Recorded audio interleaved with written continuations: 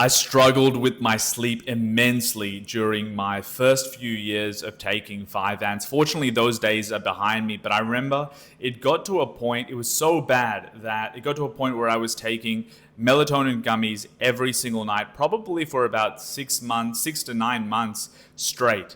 So I have had that experience tussling with 5-ANTs and sleep. Unfortunately, I've come out on the other side much better. I've had much deeper sleep in these last few years.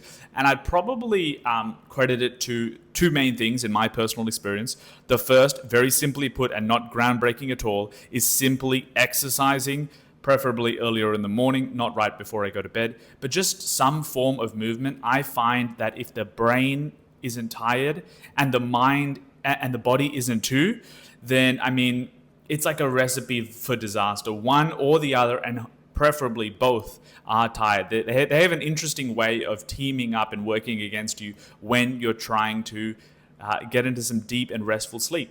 And probably the second most impactful kind of habit that I picked up that has helped me sleep much better, considering my 5-ANTs usage, is simply reading a fiction book while in bed. So lights are off, lamp light is on off to the side of me. I pick up any fiction book, doesn't even matter, and I start reading into it. Now, probably about 5 to 10 pages in, my eyes start getting a little bit droopy and the mind starts relaxing.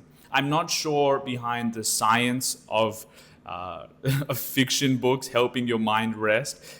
Correlation doesn't equal causation. I don't know if there's any studies being done about that, but I find that my mind just wants to latch onto something. And people say, reading before bed is a good way to calm the mind.